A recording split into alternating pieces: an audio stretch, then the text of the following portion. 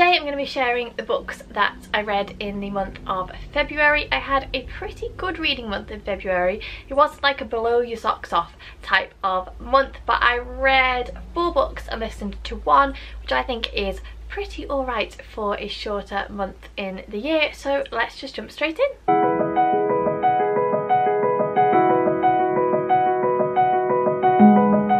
Book that I read and finished in February was Slave, which is by Anna with Jason Johnson.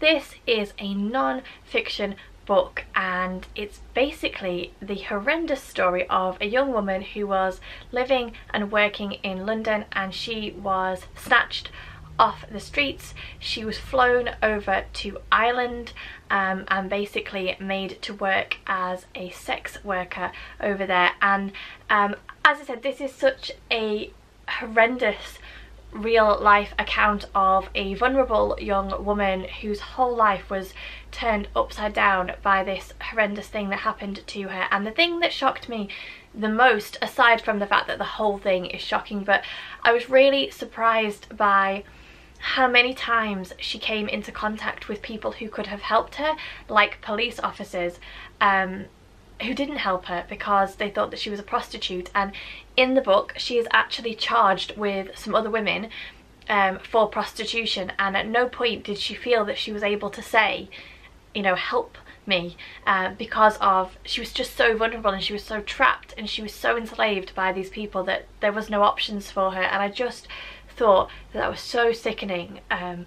And basically she almost gains her captor's trust. She gains responsibility in the network that they have set up, and she's able to escape, and then she goes on to give evidence and bring down her traffickers. And it's incredible. Her story is incredible. She must be such a strong person, but it is just so scary to think that this could happen. And it's almost naive to think, oh, it happens in other places but it doesn't happen in the UK.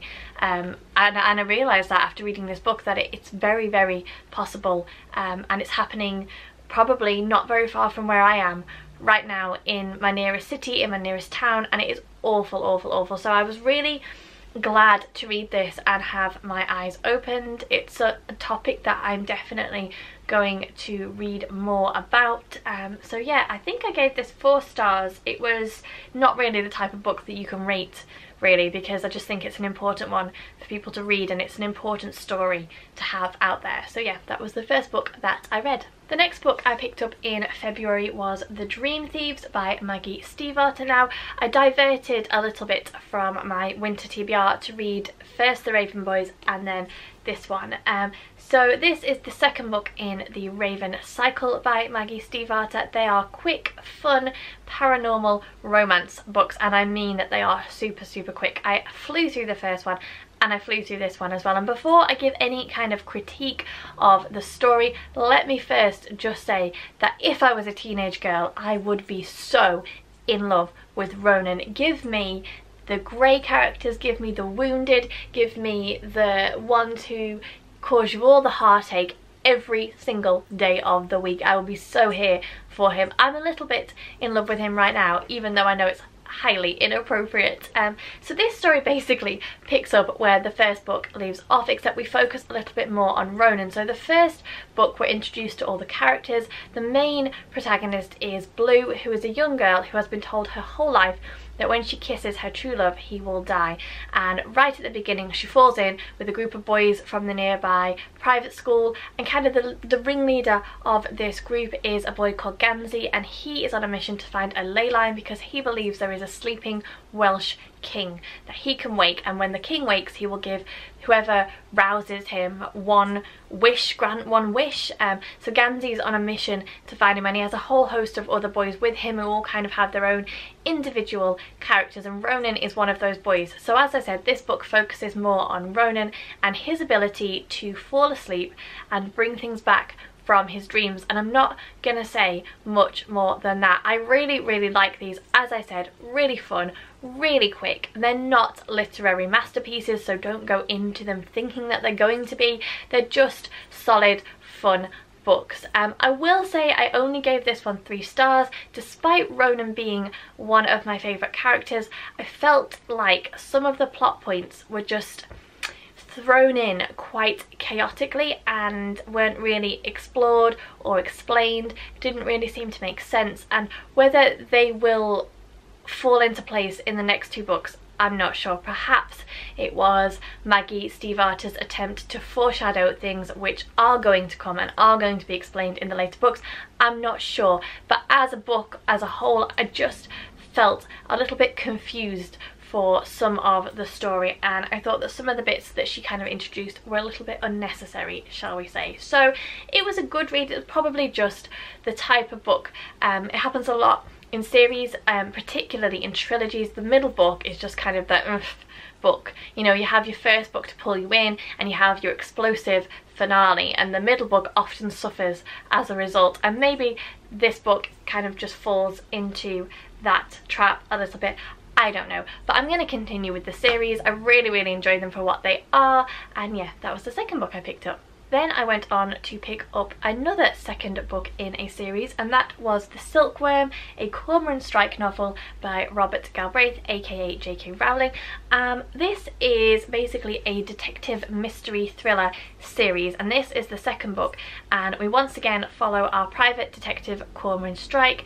It picks up a little while after the first book concludes, when the kind of hype of Cormoran solving that first high profile case has died down a little bit, and we just pick up his story and the next case that he picks up, which happens to be an author who has written a gothic expose of some very significant figures in the publishing world and in his life, and then this author goes missing after his manuscript is posted out to a variety of different people, and his wife comes to Cormoran and asks for his help in finding where the author has gone, and then the author Owen turns up quite brutally and graphically murdered, and so Cormoran has to try and find out who has done it. And it is, as the first one was, a classic whodunit style novel, but this one I felt, and I don't know if it's because I picked it up immediately after reading The Dream Thieves, which is such a light-hearted fluffy type read, but I've really felt like this one was a bit of a slog, and I don't know if it's that or if it's the style of writing that the author in the book had. And so when we were getting snippets of that expose that he had written, it felt really complex and I was confused for a lot of it. I don't know, I just felt like reading this book was such hard work, and I was enjoying it to a degree, but it wasn't gripping me, it wasn't pulling me in and making me want to know what had happened, and I honestly didn't have a jolly clue what was going on. And even when J.K. Rowling explained at the end how everything fit together, I still was a little bit lost. So maybe that's on me, maybe I'm not intellectual enough to kind of follow this particular storyline, I don't know, but I only gave this 3 stars. I will continue reading on. I have heard from numerous people that the books get better and better. I enjoy the characters in this book. I enjoy Cormoran Strike, I enjoy his relationship with Robin and that dynamic. So yeah, I don't know. I don't know if it was me or if it was the book, but something didn't quite click for this one, so I only gave this one 3 stars. We also finished Harry Potter and the Prisoner of Azkaban, the audiobook. We are slowly making our way through these with the kids. Whenever we go on a car journey, we're listening to little snippets. So we finished that one this month. If you've watched my wrap-ups before, if you're not new around here, if you are new around here, by the way, welcome. Please don't forget to subscribe. But if you are not new around here, then you might already know that we're slowly making our way through these audiobooks. We really enjoy them. They are narrated by someone who's very famous here in the UK and maybe in the US as well, I'm not sure. A comedian and actor called Stephen Fry, and he does the narration of them very well. So yeah, we're just gonna start the 4th one now and slowly make our way through the series. The final book I read in February was Little Fires Everywhere by Celeste Ng, and I was quite dubious going into this book, and I did talk a lot about that on Instagram, so I apologise if you've already seen me going on about this. But when I read Everything I Never Told You, which is Celeste Ng's debut novel, I wasn't blown away. I found the characters really hard to connect with, so I was a little bit dubious going into this one because this one has even higher praise than that one from what I've seen, but I am pleased to say that I enjoyed this one a lot more. So the basic premise, I think it's set in the late 90s, I'm not sure about that, I think it is. We follow the story of an artist called Mia and her daughter Pearl, who move into a community, and Mia and Pearl have never really settled anywhere. They've travelled all over the US, and then they decide that they want to find somewhere to settle down, so they move into this community called Shaker Heights. And Shaker Heights is the type of community where everything has its place, everything is very perfect. The people there are like 2.4, you know, they've got money, they're just very settled, and everything is just so. And then, as you might expect, the arrival of Mia and Pearl sort of shakes things up a little bit. I particularly enjoyed the dynamic between Mia and Pearl, and I enjoyed the way that Celeste Ng explored the family dynamic between the Richardson family, who are a very prominent part of the story. We have the Richardson family, which is mum and dad and 4 children, and they play a very integral part in Mia and Pearl's story as well. I appreciated the way that Celeste Ng explored some of the harder topics in this book.